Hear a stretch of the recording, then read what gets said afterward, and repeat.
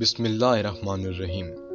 دوستو، اکتوبر 2001 جب امریکہ نے 32 ممالک کے ہمراہ افغانستان پر حملہ کیا، یہ حملہ اتنا شدید اور بھیانک تھا جس نے تورا بورا جیسے پہاڑوں کو بھی ہلا کر رکھ دیا۔ ویڈیو شروع کرنے سے پہلے آپ سے گزارش ہے کہ چینل کو سبسکرائب کریں اور بیل کے آئیکن پر کلک کریں۔ دوستو، اس حملے کے دوران ملا محمد عمر افغانستان میں اپنے چند ساتھیوں کے ساتھ موجود تھے۔ امریکی اور نیٹو افواج نے دن رات مسلسل افغانستان پر بمباری کی، جس سے ہزاروں بے گناہ افراد شہید ہوئے۔ دوستو، طالبان مجاہدین کے پاس جدید ہتھیار موجود نہیں تھے جس کے ذریعے وہ جدید امریکی لڑاکا طیاروں F-16 اور B-52 کا مقابلہ کر سکیں۔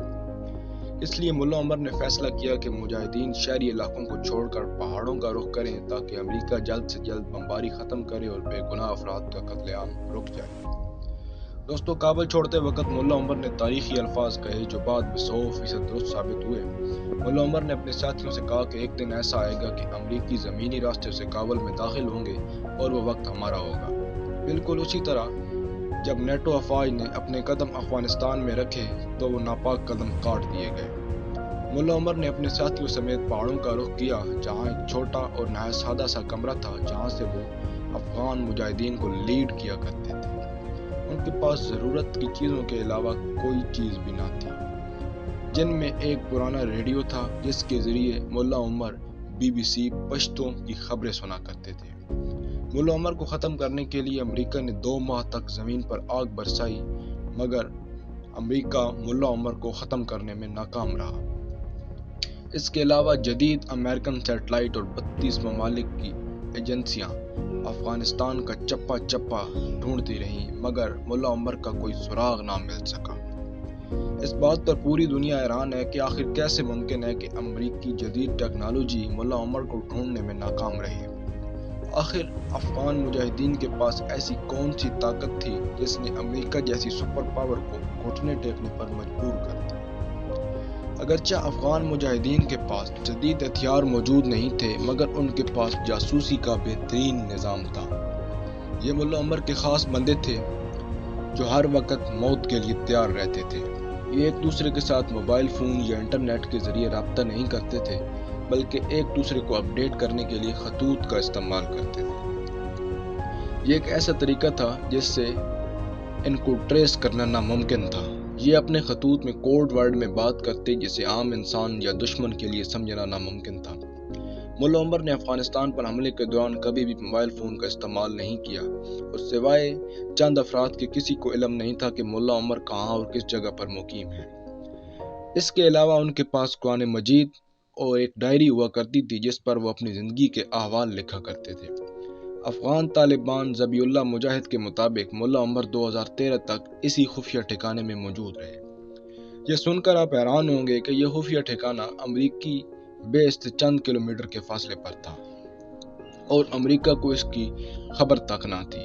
ایک خاتون صحافی بیٹی ڈیم ملا عمر کی زندگی پر ایک تفصیلی کتاب دی سرچنگ فار NABB تحریر کی، جس میں اس خاتون صحافی کا واضح طور پر کہنا ہے کہ امریکہ جسے سالوں تک ڈھونڈتا رہا وہ امریکی بیس سے چند کلومیٹر کے فاصلے پر رہائش پذیر تھا۔